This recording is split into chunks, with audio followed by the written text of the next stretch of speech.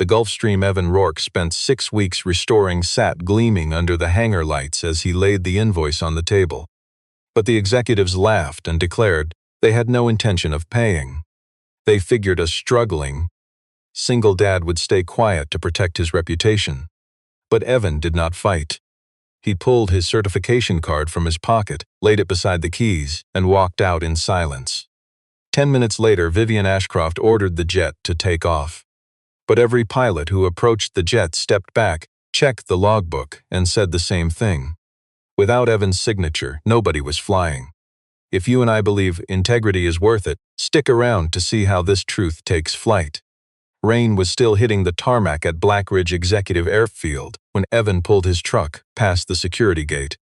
The kind of cold Carolina rain that blew sideways and made everything outside look completely temporary. He had received a call 3 hours earlier from Miles Voss, operations director for Ashcroft Meridian Holdings, who described the entire job in 4 clipped sentences as if summarizing a memo. The aircraft in question was a Gulfstream 550. It was the personal jet of the late Conrad Ashcroft, grounded for nearly 2 years after a dual electrical and hydraulic failure that no one had properly documented and nobody had been in a rush to repair. 3 major maintenance firms had given the aviation team wait times measured in months, and Miles had made it clear that months were something the company did not have. A major merger was closing in 6 weeks, and the jet had to be airworthy before then.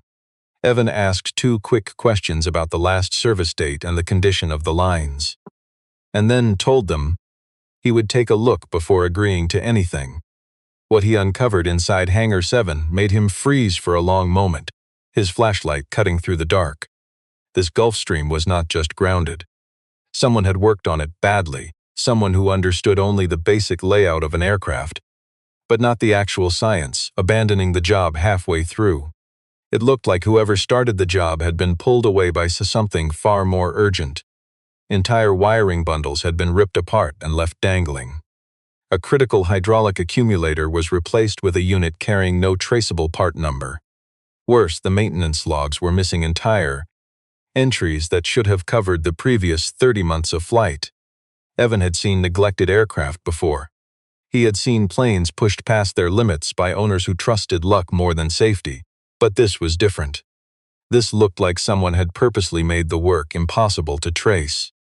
Miles Voss arrived at the Hangar 20 minutes later in a suit costing more than Evan's entire monthly bank payment. He laid out the terms with the slick confidence of a businessman used to getting his way without any argument. The deal would cover parts, labor, and a massive bonus if Evan met the tight schedule. Miles spoke the final offer in a tone clearly meant to sound like pure charity instead of a deal. But first, Evan demanded the full maintenance logs. Every single record, including those third-party maintenance orders. Miles casually promised he would dig up whatever files were available. But let's be honest, that didn't mean those records actually existed. Before hanging up, Miles made one thing clear: just get that jet flying. He insisted the previous work just needed some finishing touches. And he warned Evan not to let paperwork slow down the actual physical repairs. Evan was still crouching under the forward avionics bay when another set of boots echoed through the hangar. These steps were light and deliberate. He looked up to find Vivian Ashcroft standing inside. Her expensive coat was still damp from the rain. At 38, she had that intense composure of someone trained since childhood never to let a room see her off balance. She studied him with a deep, weary skepticism reserved for people who have received too many expert assessments and stopped believing a single one of them. She asked if he could deliver what other firms had rejected, and Evan stood up slowly. He wiped his hands on a grease rag, refusing to promise the jet would be ready in 6 weeks. He only promised that it wouldn't leave his hangar until it was safe. Her expression suggested a woman deciding if his answer was a refusal or a warning. She said absolutely nothing before turning back out into the rain. Nora called just as Evan was locking up his truck. Her voice carried that fragile mix of lightness and deep worry teenagers use when they want answers to tough questions without actually asking. He told her the job was massive, promising he would keep her updated. But he said nothing about the urgent loan notice on his desk, or how few weeks remained before the bank lost all patience.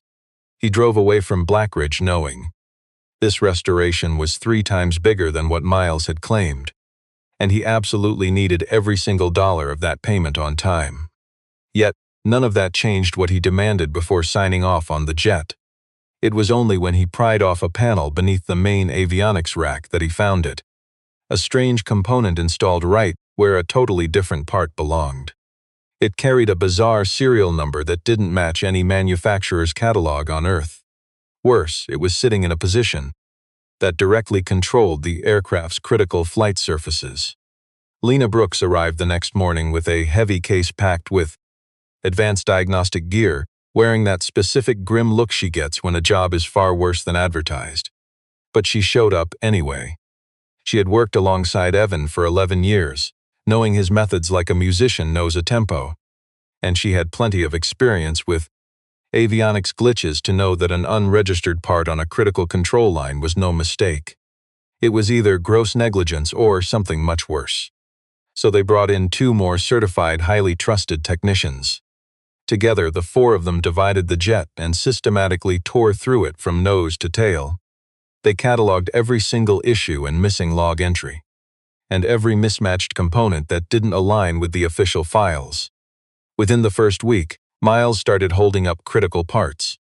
But Evan wasn't stopping. He tapped into his own personal line of credit to buy the parts that couldn't wait.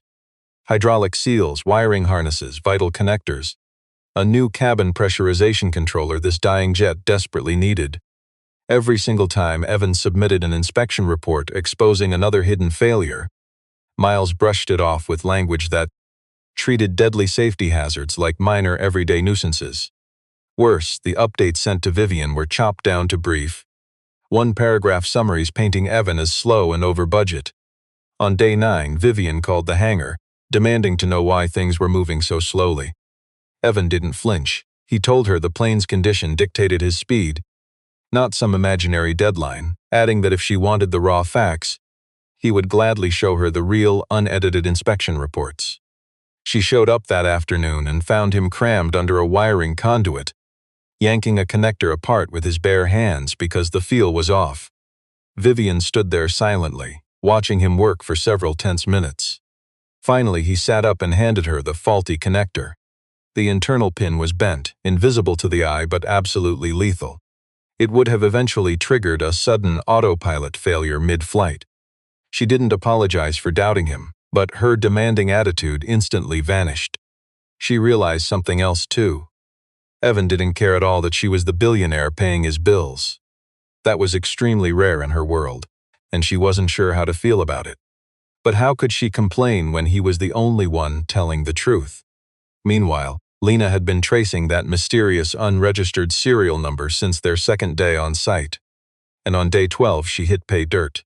The fake part came from an outfit named Vanguard Aero Supply, a shell company set up 3 years ago that had been billing the aviation division for over $4 million in phantom aircraft parts. Every single invoice and approval signature traced directly back to one very familiar name. She quietly printed the files and handed them to Evan, just as she always did, with clues that completely changed the game. No drama, no needless commentary, just the damning evidence and the silence to absorb it. Deep inside the cabin, while resetting the flight instruments, Evan discovered an old photograph tucked away near the pilot's seat. It showed Conrad Ashcroft beside this jet on a sunny tarmac, his arm around a young Vivian, both smiling under the bright sun. He carefully slid the photo back exactly where it belonged, right on the dashboard.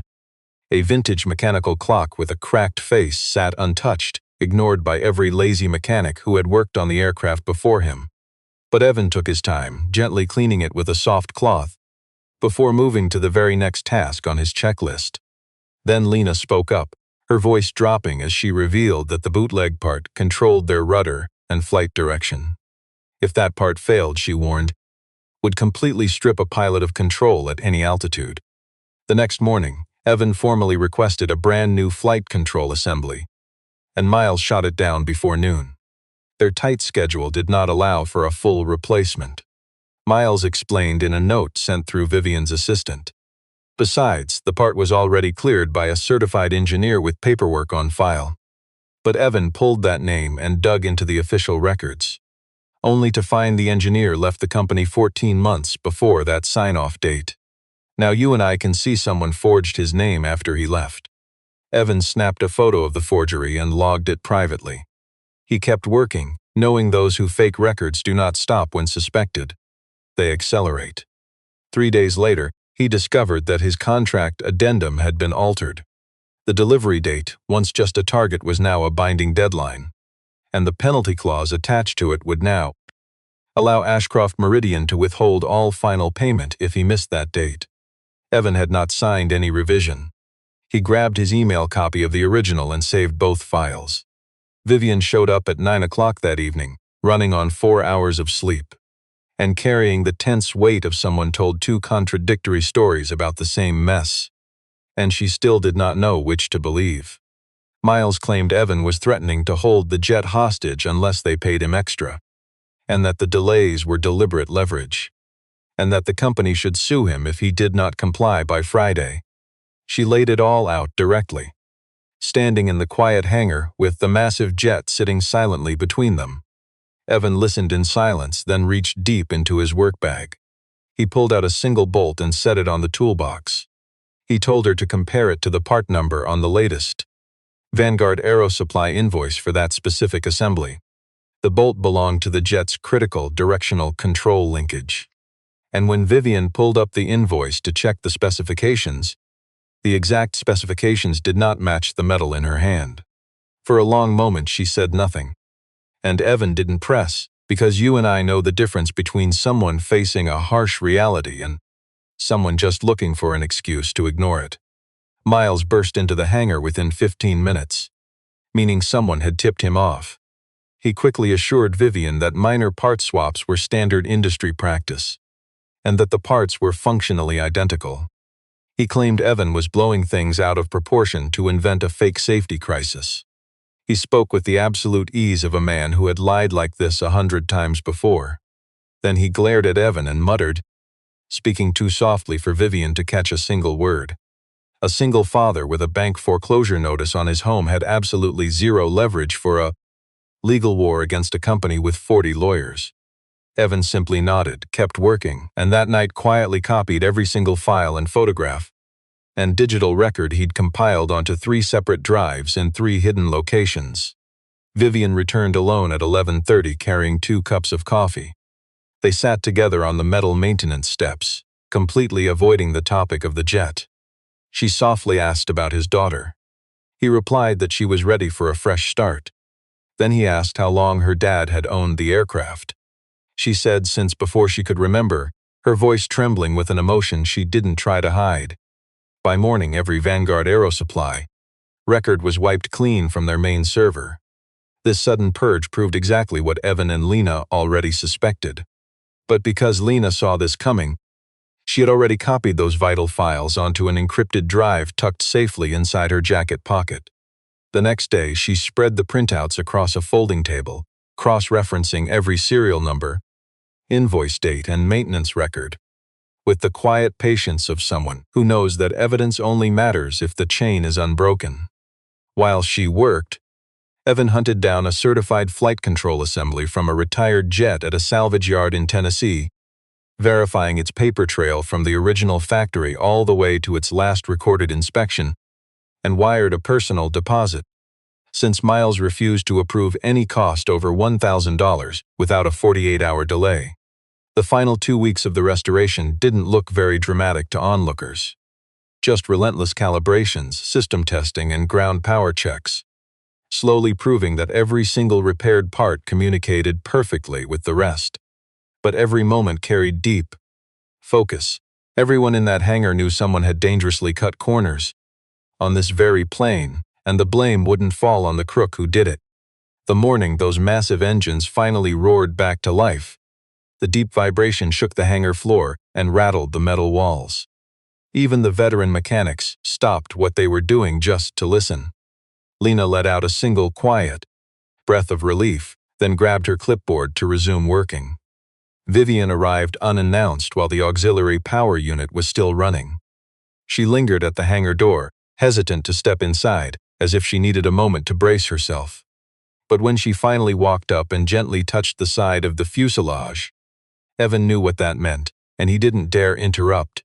She thanked him with an emotion that went far beyond any simple professional courtesy. It was the tone of someone sharing a truth too deep to be fully put into words, yet they pushed forward.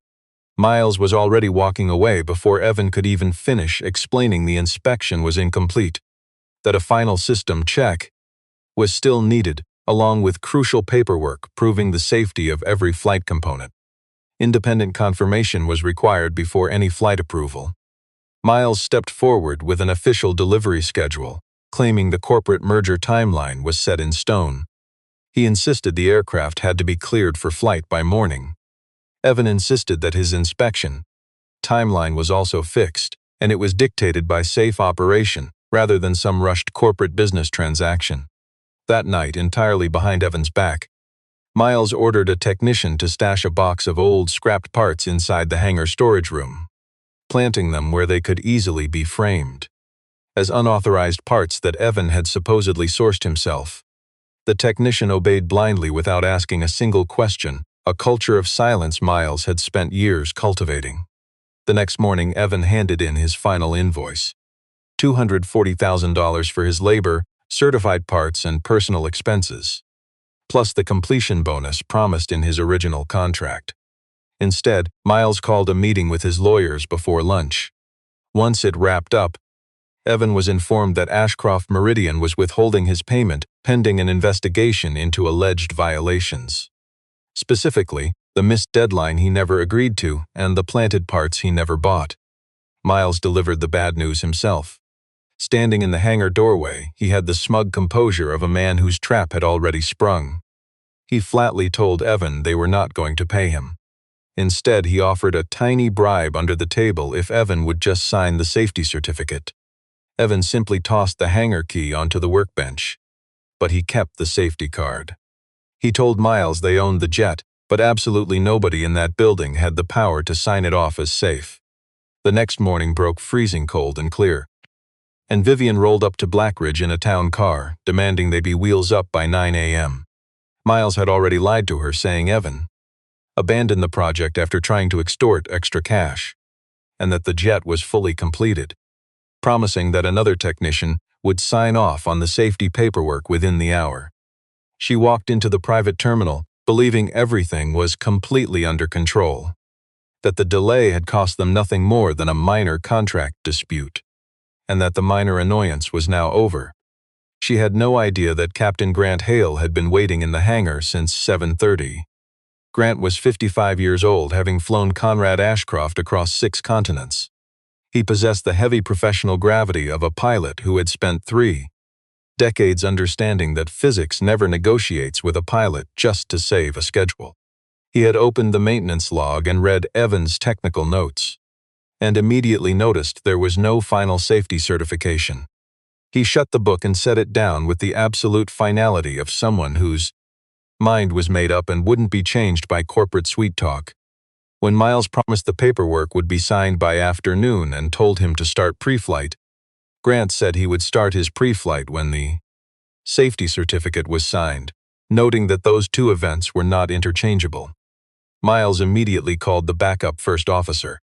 When the first officer asked if Evan Rourke had signed off on the jet and Miles admitted Evan was gone, the pilot didn't hesitate. He refused to fly. They desperately called 2 contract pilots, offering to double their normal rate. The first said no. But after hearing about the missing signature, the second pilot still showed up. He inspected the plane, then read the log where Evan had flagged the dangerous control issues. He just turned around and drove away. Vivian confronted Grant, demanding to know why he refused to fly. So, Grant described a morning years ago when he walked into the hangar to find a young mechanic blocking the billionaire CEO from boarding until a serious fuel issue was fixed, an issue the boss had dismissed as minor. But Evan had detailed it in 3 pages of handwritten notes. A critical defect that the manufacturer later confirmed could cause total engine failure during a flight. Conrad had been furious, openly threatening to fire Evan on the spot, yelling that the mechanic was out of line. Yet 2 weeks later, Conrad sent Evan a letter. Grant admitted he never actually read it but knew its legend. From that day on, the boss trusted Evan's word because he knew Evan would risk everything to stand by it. Desperate, Miles suggested hiring an outside inspector to sign off on the jet quickly. They called 3 inspectors. Each said the exact same thing. If a master technician like Evan wrote a serious safety warning directly into the flight log, no inspector in their right mind would clear it without a real fix. The issue Evan logged was highly specific, thoroughly documented, and tied to a suspect serial number. It was an entry they simply could not ignore without physically tearing down the parts. Their critical merger deadline was closing fast. Rumors started swirling in the financial press about whether the company was actually falling apart behind the scenes. Panicked board members sent Vivian 3 urgent messages before noon. Miles kept insisting that Evan was just holding the plane hostage for blackmail money. But as she stood by the window staring out at the grounded jet, she couldn't stop thinking about the mismatched bolts Evan had left on his tool chest as proof. Quietly, she walked back into the empty hangar alone. She opened a hidden cabinet built right into the bulkhead behind the co-pilot's seat, the one her father had always kept locked. Tucked inside, underneath an old navigation map, was a sealed envelope bearing Evan Rourke's name, written in her father's own hand. It was a short, handwritten letter on official company stationery, penned 3 years before her father passed away. He wrote it after an inspection that forced him to finally open his eyes to the safety issues he'd been ignoring. And it didn't sound corporate at all. It was the confession of a man who wanted to make things right, but was too afraid to act. Conrad admitted that the only reason any of his planes were safe to fly was because of honest mechanics who refused to sell out their integrity just to please the bosses. An inspector who knew that safety certification wasn't just a paper trail of completed tasks, but an absolute guarantee that everything was done right.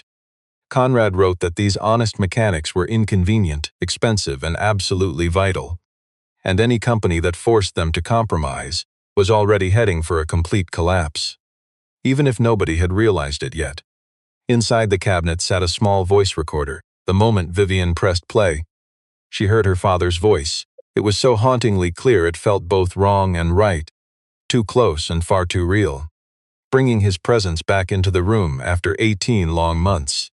This tape captured Conrad and Miles 8 weeks before Conrad died. Let's listen to what they said. And on it, Conrad was demanding answers. He spoke with that calm patience of a father who already knew the truth, just giving a liar one final chance to come clean on their own. Why their jet maintenance budget had spiked 31% in just 3 years, without adding a single new plane or flying a single extra hour. Miles offered a slick, detailed excuse, and Conrad quietly said he understood. And then, right at the very end, Conrad warned that he was ordering a full audit of every outside supplier. The moment he got back from his upcoming trip abroad, the tape went silent, and Conrad never made it back from that trip. Vivian drove back to the hangar, only to find a foreclosure notice on the door. Through the glass, she saw the mechanic packing his tools away in silence, moving with the quiet focus of a man who knows stopping won't fix anything. She told him everything about the letter and the recording. She promised to wire his full payment immediately, asking him to please return and certify their luxury jet.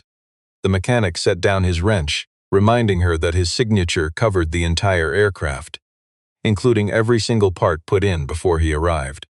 And corporate cash couldn't rewrite the history of their shady parts, especially critical controls that had absolutely no paper trail. She asked what he needed. He demanded an outside inspector with zero ties to her company's corrupt supply chain, a full investigation into the origin of every critical system, and full pay for his crew regardless of what they found. He made it clear his own work wasn't the issue. It was the cheap, dangerous shortcuts they had tried to bury under his signature.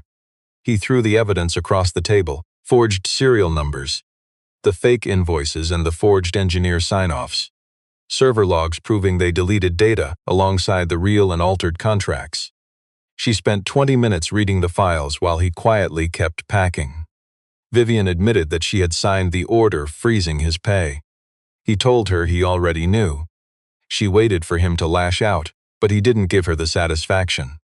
He only asked if she had looked at the real evidence from the start, or if she only believed the polished lies Miles wanted her to see. Looking at the parts spread across that work table, Vivian realized they weren't even close to the real thing. Without hesitating, she pulled out her phone and dialed the board's chairman. But Vivian didn't confront Miles that night. She knew exactly how the man operated. Confronting him before securing the hard proof would be a disaster. It would only give him time to destroy the remaining evidence.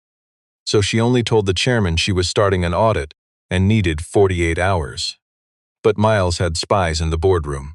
Word reached him that Vivian was slowing down the process. He mistook this for hesitation and made his move. He ordered his team to clear the Vanguard parts out of the hangar. They packed up the storage room and shipped everything to an off-site warehouse. Luckily, Lena had eyes on the independent audit tracking system. She flagged the shipping manifest the moment it appeared. The auditors rushed in and intercepted the shipment at a registered warehouse. It belonged to a shell company owned by Miles Voss's own brother-in-law. Inside, they found 312 parts across 17 categories. Not a single part was certified airworthy, and many had fake manufacturer stamps. Even worse, the paper trail of fake bills went back 4 years. Miles had marked up those cheap parts by 260%. Miles expected standard legal questions. He thought he'd be explaining away paperwork and muddy timelines in a quiet courtroom. He never expected to face his reckoning right here, in a boardroom where Vivian sat at the head, holding the voice recorder from her father's crashed plane. He quickly tried to spin his prepared lie. The parts were legitimate alternatives, just sourced from a supplier outside normal channels. He blamed the high costs on rush delivery, claiming the mechanic used unauthorized parts too. The exact same parts sitting in the hangar right now. He said this with total smug confidence, because he had planted those parts there himself. But the mechanic Evan brought the hangar's security logs. Every single visit was timestamped, including a late-night run by Miles's own guy, hours after Evan had already turned in his final invoice. Those cheap parts were planted after the fact. Meanwhile, Evan's meticulous records showed every single detail. He had perfect paperwork for every single component he installed. The massive gap between what Miles planted and what was actually on the jet left a trail. A gap Miles couldn't explain without admitting to that shady midnight break-in. Trapped, Miles quickly switched his tactics. He turned to the board, pointing out that a major firm had fired the mechanic 7 years ago. He claimed the mechanic had a history of legal battles, and argued the man's desperate financial state gave him a motive to fake this entire crisis. But the mechanic didn't flinch. He admitted he was fired, and the reason was fully documented. He had refused to sign off on cheap, unapproved parts bought from a shady supplier. When he refused to fake the safety report, they immediately fired him. That supplier had recalled the entire parts batch 11 months later after a federal safety probe. The recall proof sat on page 12 of the board's own packets. Miles had absolutely no answer for page 12. Vivian suspended Miles pending an investigation. She released Evan's payment and ordered a full purchasing audit. Then the auditors found a detail that changed the entire story. Those same dangerous parts Lena had flagged on the Gulfstream were also installed on 2 other jets in the company's private fleet, both of which had flown dozens of times over 18 months. Vivian grounded the entire private fleet before the meeting even ended. She made the call right from the boardroom, and the flight operations coordinator confirmed the grounding within 60 seconds. The decision instantly triggered massive financial exposure for them. Executive flights canceled and international meetings forced to reschedule. A highly public disruption that financial reporters would spot before the market closed. 3 board members complained that she was overreacting. She fired back that overreacting was installing verified safe parts before takeoff, and she was ready to discuss other options only after inspections were completely finished.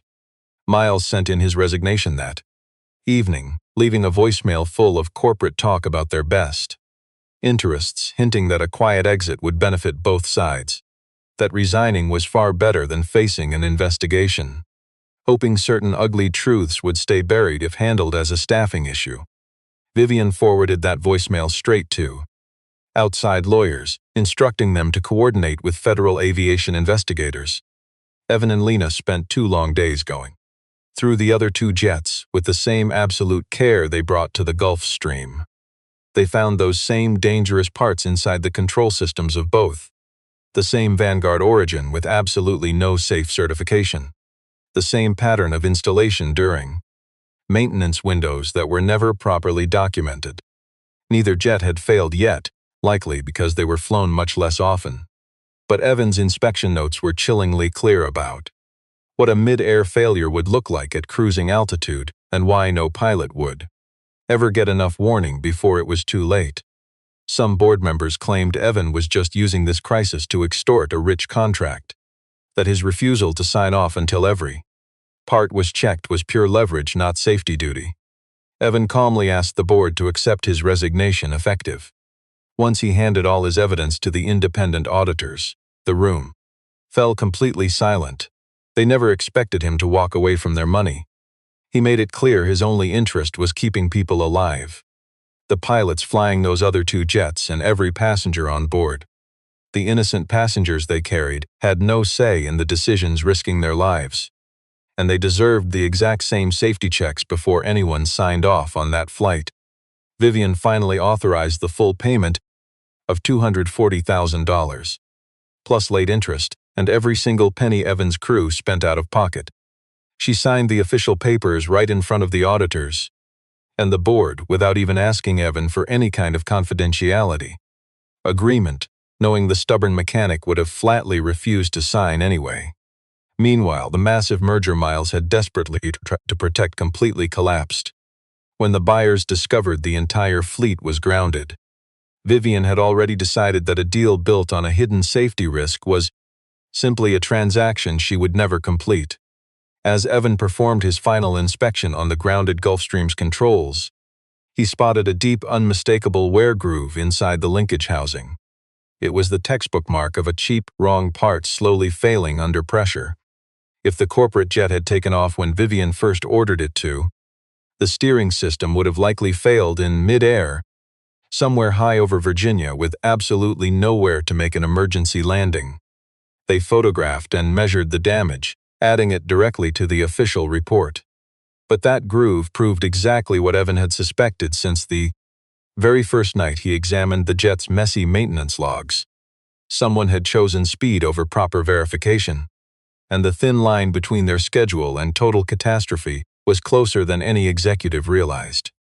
Grant stood silently beside Evan while the groove was measured, keeping completely quiet for a very long moment. He finally admitted grounding the plane was right, but Evan insisted it didn't take courage to make that call. It just required reading.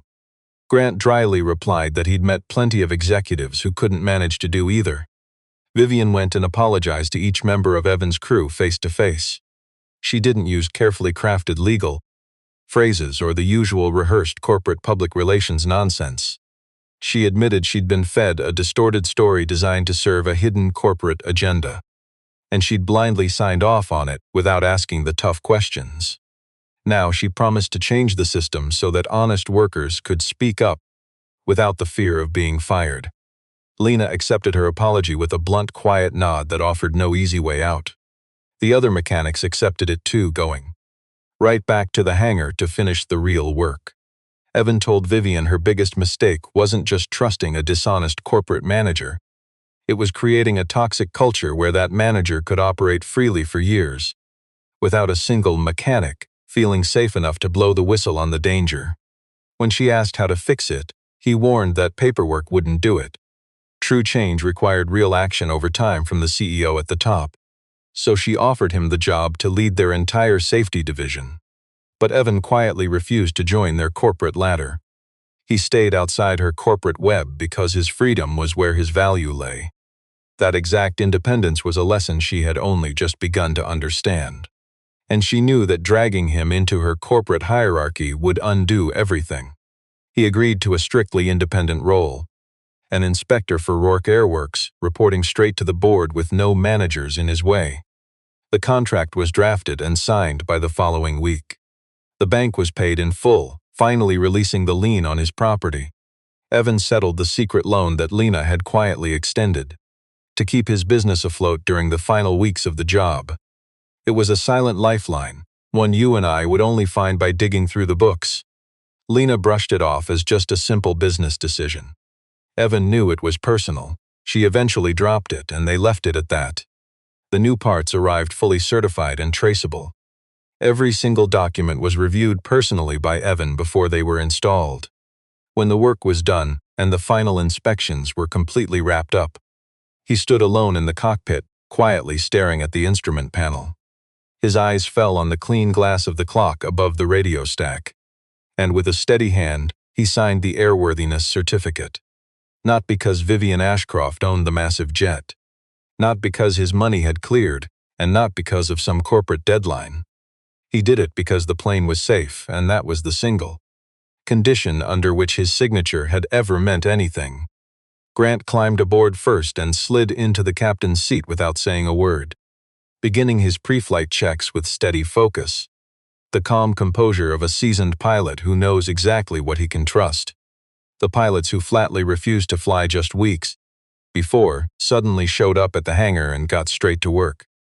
They filed their logs because his signature on that release form was the only reassurance any of those professional pilots ever needed. As the Gulfstream reached the runway and throttled up with massive power, Evan watched closely from the edge of the tarmac, waiting for the precise second those tires would lift into the air. The jet lifted off beautifully, climbing smoothly into the bright morning sky over Charlotte. The roar of the engine slowly faded into a long echo until the jet was just a speck in the clouds, doing what it was designed to do. Grant pushed the aircraft through a grueling 2-hour checklist in the air, testing every backup flight system, and every automated backup system responded without a single glitch. When the jet lined up on final approach and touched down, it was a quiet landing, the kind where nobody says anything because there's simply nothing to say. To you and me, that complete lack of drama was the best possible reward for his struggle. Grant walked down the stairs to meet him. He shook Evan's hand, declaring the jet was ready to fly Vivian to the ends of the earth. And that promise held the immense weight of every sacrifice made to get it there. Vivian handed Evan a physical check. She hand-signed a physical check for the full invoice before her remaining staff and auditors. But Evan pointed out that her wire transfer had already cleared 2 days ago. She smiled, telling him she knew that, and explained. This paper check was going into a frame in the boardroom under a brass plaque. No timeline, contract, or executive power ever comes before the safety of this aircraft.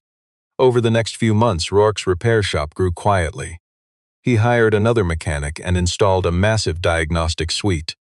Then came a formal inspection deal with a regional carrier that heard about the Ashcroft case through the industry grapevine. Vivian kept her role as CEO not by managing the PR damage but by making actual safety upgrades completely visible to everyone in the company and by showing up at the maintenance hangars alone, with no staff or agenda, just to ask questions and actually listen. One Thursday in early spring, she walked in unannounced, carrying 2 cups of coffee. She and Evan sat in his small office right off the main bay, just shooting the breeze for a while. His daughter Nora called mid-chat. When Evan stepped back in, he teased that his daughter wondered why a major CEO was personally bringing coffee to a maintenance shop and staying for 2 hours, unless she had interests outside of business. Vivian asked what he told her. Evan admitted he stayed quiet. She smiled, admitting she hadn't said anything either. She sipped her coffee, staring out the office window at the hangar floor where another jet sat wide open and waiting. Just then, a pilot walked in, holding a set of maintenance records, and asked how long it would take to get his plane airborne again. Evan scanned the logbook, flipped 3 pages, and said, "I'm not paid to make it fly. I'm paid to make sure it actually comes back."